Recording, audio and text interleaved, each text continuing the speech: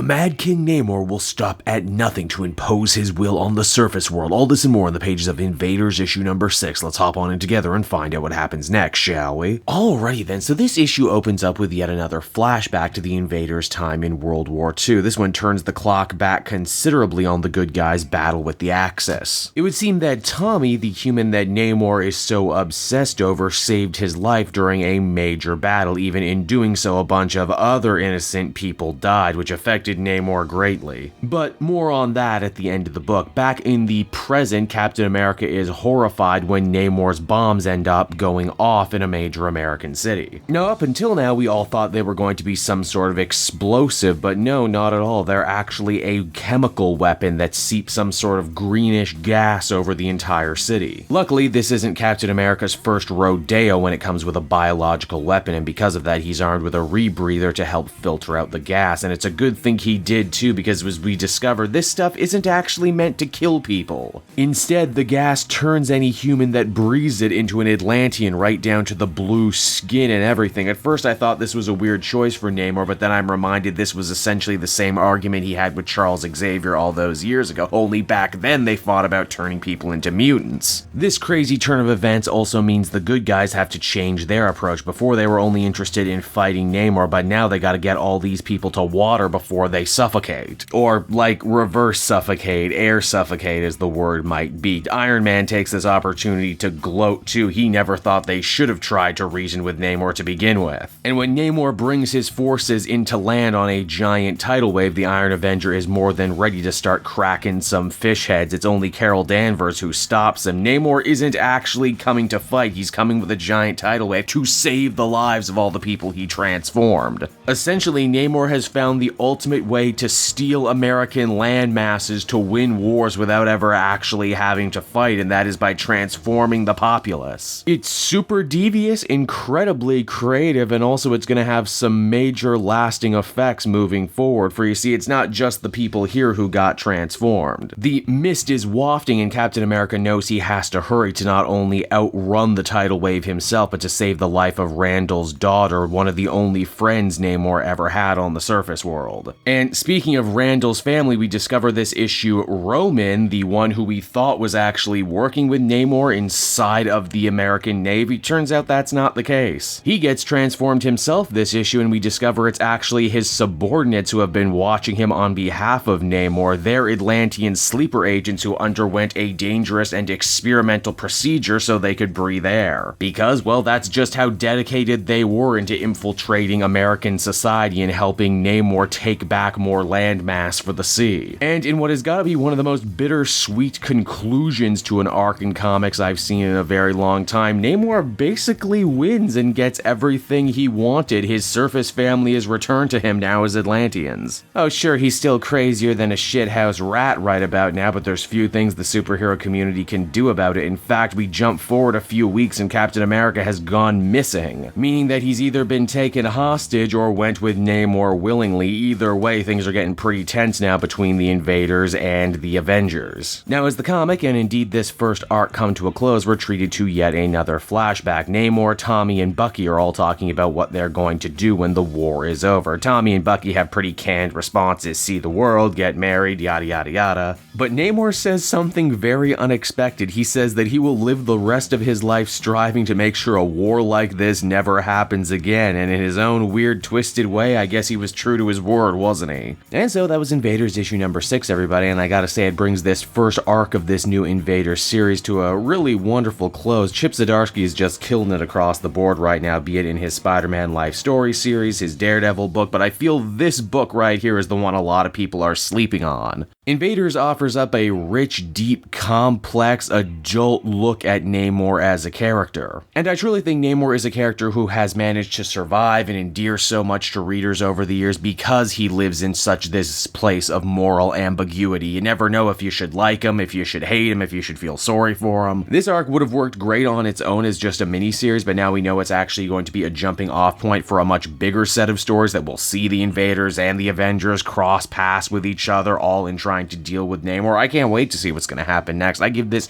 a much deserved 8.5 out of 10.